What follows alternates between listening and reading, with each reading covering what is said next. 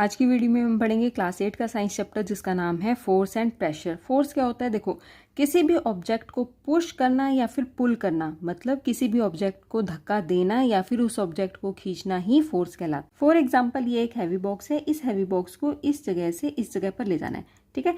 तो उसके लिए फोर्स लगाना पड़ेगा ना, इसको इस जगह से इस जगह पर ले जाने के लिए। तो फोर्स यहाँ से लगाना पड़ेगा और इस डायरेक्शन में लगाना पड़ेगा, ठीक है। तो यहाँ पर लिखा हुआ है box is moving in the direction of force, ठीक है।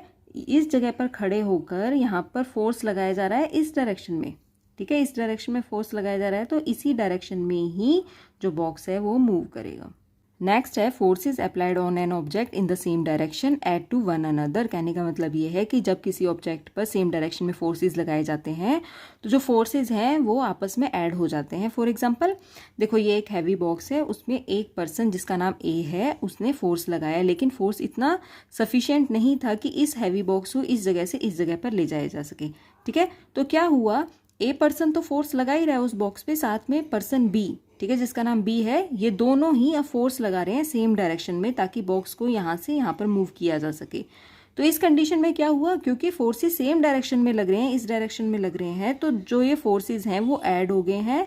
नेक्स्ट है if the two forces act in the opposite directions on an object, the net force acting on it is the difference between the two forces, ठीक है। ये एक heavy box है, ठीक है। जो पर्सन ए है वो यहाँ से इसको धक्का लगा रहा है इस डायरेक्शन में, और जो पर्सन बी है वो इस बॉक्स को धक्का लगा रहा है इस डायरेक्शन में। तो क्या हो रहा है कि जो ये बॉक्स है अपनी जगह से मूव ही नहीं हो रहा है, क्योंकि ए पर्सन जो है वो भी उतना ही फोर्स लगा रहा है जितना बी पर्सन लगा रहा है, ठीक है।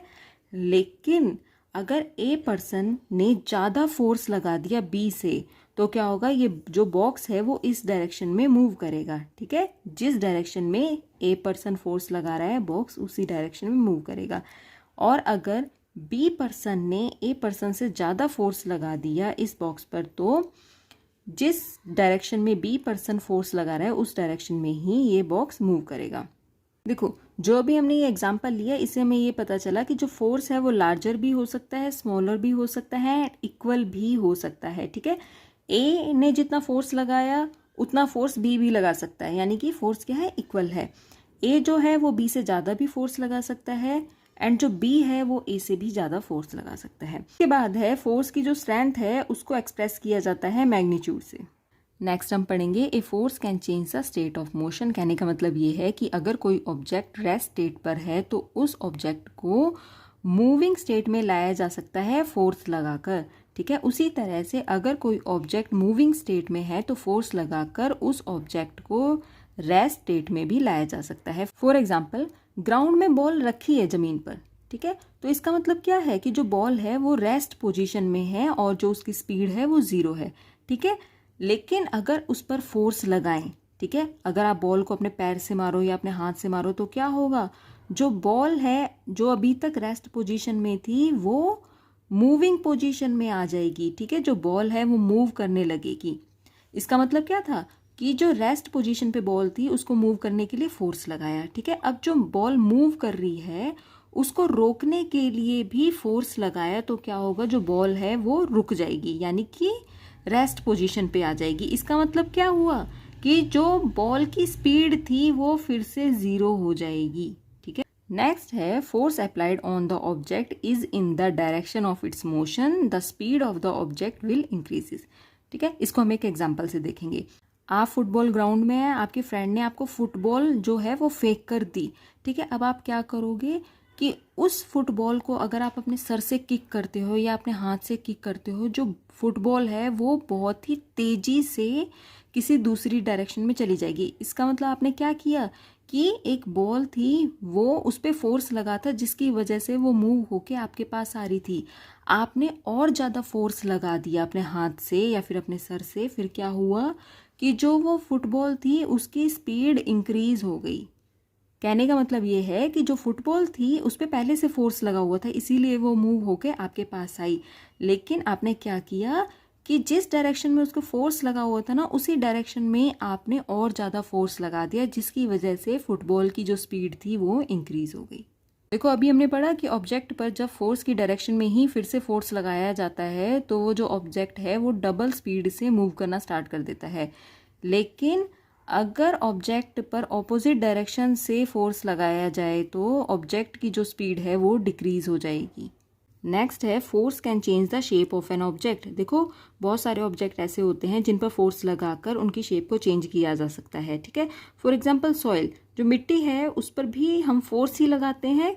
उससे जब यूटेंसिल्स बनाते हैं, टॉयज बनाते हैं, फिर जो ब्रिक्स बनाते हैं वो फोर्स से ही बनती है, ठीक है। जो किसी भी ऑब्जेक्ट की जो शेप है ना वो तभी चेंज होगी जब उस पर फोर्स अप्लाई होगा। ऐसे ही जो रबर बैंड है उस पर फोर्स लगाकर रबर बैंड की शेप को चेंज किया जा सकता है। नेक्स्ट है टाइप्स ऑफ फोर्स। फोर्स दो टाइप का होता है, contact force and non contact force. Contact force में आते हैं muscular force and frictional force, जबकि नॉन कॉन्टैक्ट फोर्स में आते हैं magnetic force, electrostatic force and gravitational force. Next हम पढ़ेंगे कॉन्टैक्ट फोर्स के बारे में। इसमें हम पढ़ेंगे मस्कुलर फोर्स के बारे में। मस्कुलर फोर्स क्या होता है? हमारी बॉडी की मसल्स से किसी ऑब्जेक्ट पर जो फोर्स लगता है उसे बोलते हैं मस्कुलर फोर्स। फॉर एग्जांपल ये मैंने हाथ में पेंसिल पकड़ रखी है, इस पेंसिल को उठाने के लिए भी फोर्स लग रहा है, ठीक है, उस फोर्स को बोलेंगे मस्कुलर फोर्स।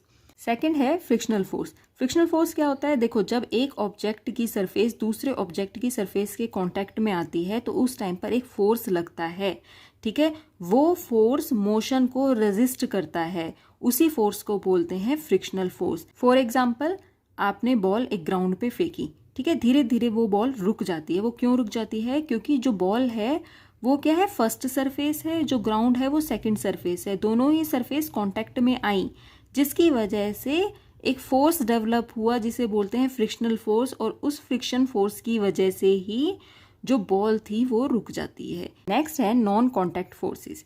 इसमें हम फर्स्ट पढ़ेंगे मैग्नेटिक फोर्स के बारे में। देखो वो फोर्स जो मैग्नेट्स की वजह से लगता है उसे बोलते हैं मैग्नेटिक फोर्स।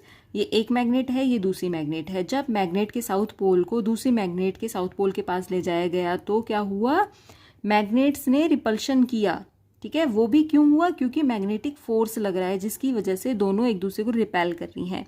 इसी तरह से जब एक मैग्नेट के नॉर्थ पोल को दूसरी मैग्नेट के नॉर्थ पोल के पास ले जाया गया तब भी एक फोर्स डेवलप हुआ जिसकी वजह से दोनों मैग्नेट ने एक दूसरे को रिपेल किया। थर्ड कंडीशन ये है, जब एक मैग्नेट के नॉर्थ पोल को दूसरे मैग्नेट के साउथ पोल के पास ले जाया गया तो दोनों मैग्नेट्स में अट्रैक्शन हुआ। ये जो अट्रैक्शन हुआ यानी कि जो दोनों मैग्नेट हैं वो आपस में चिपक गई, वो इस वजह से चिपक गई क्योंकि दोनों के बीच में मैग्नेटिक फोर्स एक्सर्ट हुआ। देखो इन डायग्राम से हमें ये समझ में आता है कि जब एक मैग्नेट को दूसरी मैग्नेट के पास लाया गया, सिर्फ पास लाया गया है, एक दूसरे से चिपकाया नहीं गया है मैग्नेट को, सिर्फ पास लाया गया है, तभी एक मैग्नेट ने दूसरी मैग्नेट पर फोर्स एक्सर्ट किया।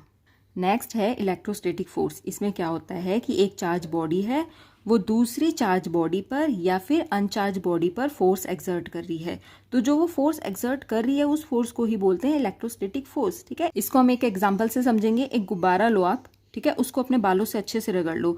अब उस गुब्बारे को दूसरे गुब्बारे के पास लेके जाओ, उससे क्या होगा कि जो गुब्बारा है ना जिसको आपने बालों से रगड़ा था वो दूसरे गुब्बारे को अपनी तरफ अट्रैक्ट करेगा, ठीक है। तो जो ये बलून है जिसको आपने अपने बालों से रगड़ा, उसमें उसने क्या किया, जो दूसरा गुब्बारा था उसके ऊपर फोर्स एक्सर्ट किया, और जो फोर्स एक्सर्ट किया वो था electrostatic force. Third type of non contact force है ग्रेविटेशनल फोर्स। इसमें क्या है, gravitational force is an attractive force. ये एक अट्रैक्टिव फोर्स है that exist between earth and any other objects on earth. For example एक बॉल लो आप, उसको आप आसमान की तरफ उछालो, जो बॉल है वो वापस से अर्थ पर आ जाती है। क्यों आ जाती है? क्योंकि जो ग्रेविटेशनल फोर्स है अर्थ का वो उस ऑब्जेक्ट को अपनी तरफ अट्रैक्ट कर रही है, इसीलिए बोला गया है जो ग्रेविटेशनल फोर्स है वो एक अट्रैक्टिव फोर्स है। नेक्स्ट है प्रेशर। प्रेशर क्या है? The force acting on a unit area of इस सरफेस इज कॉल्ड प्रेशर, ठीक है। प्रेशर को P से डिनोट करते हैं, फोर्स को F से डिनोट करते हैं, एंड जिस एरिया पर फोर्स लगता है उस एरिया को A से डिनोट करते हैं। इसको हम एक एग्जाम्पल से देखेंगे। देखो कील को सभी ने देखा है, कील का एक हिस्सा होता है चौड़े वाला, दूसरा एंड होता है बिल्कुल शार्प पॉइंटेड, ठीक है। जब कील को दीवार पर गाड़ते हैं तो उस टाइम पे क्या होता है, हथौड़े से हम कील पर फोर्स लगाते हैं, ठीक है, जिसकी वजह से लार्ज प्रेशर डेवलप हो जाता है। लार्जर प्रेशर और फोर्स की वजह से क्या होता है, जो कील का पॉइंटेड पार्ट होता है ना, जो पॉइंटेड एंड होता है, उस पर भी उतना ही प्रेशर एंड फोर्स डेवलप होता है जिसकी वजह से जो कील है वो दीवार के अंदर गड़ जाती है। नेक्स्ट हम पढ़ेंगे क्या liquid and gases pressure exert करती हैं? इसको हम एक एग्जांपल से देखेंगे। देखो ये एक ट्यूब ली, ट्यूब के नीचे एक गुब्बारा बांध दिया, ठीक है। जब ट्यूब के अंदर पानी भरा, पानी क्या है, लिक्विड ही है ना, पानी भरा तो क्या हुआ, जो ये बलून था वो फूल गया पानी की वजह से। इससे हम कह सकते हैं कि जो लिक्विड है वो कंटेनर की वॉल पर प्रेशर एक्सर्ट करते हैं, ठीक है। इसी तरह से जब गुब्बारे के अंदर गैस को भरा गया तो गुब्बारा फूल गया। गुब्बारा क्यों फूल गया? क्योंकि जो गैस थी उसने गुब्बारे की वॉल पर प्रेशर एक्सर्ट किया। देखो कंफ्यूज नहीं होना यहाँ पर कि गुब्बारे को कंटेनर क्यों बोला है। देखो गैस हो चाहे लिक्विड हो, जिस भी चीज़ के अंदर वो आ जाते हैं ना, अपने आप को बिल्कुल फिट कर लेते हैं जिस भी चीज़ में, चाहे वो गुब्बारा हो चाहे ट्यूब हो, कुछ भी हो, तो गैस और लिक्विड के लिए वो उसका कंटेनर ही है। नेक्स्ट है एटमॉस्फेरिक प्रेशर। देखो हमारे चारों तरफ एयर है और एयर इस तरह से फैली हुई है हमारे चारों तरफ कि ये एक एनवलप बना लेती है और इसी एयर के एनवलप को बोलते हैं एटमॉस्फेयर, ठीक है। अब तो जो ये एटमॉस्फेरिक एयर है ये अर्थ की सरफेस से लेके आसमान की तरफ बहुत किलोमीटर तक फैली हुई है, ठीक है। अब जो ये एटमॉस्फेरिक एयर है ये प्रेशर एक्सर्ट करती है, तो एटमॉस्फेरिक एयर की वजह से जो प्रेशर एक्सर्ट हो रहा है उसे बोलते हैं एटमॉस्फेरिक प्रेशर।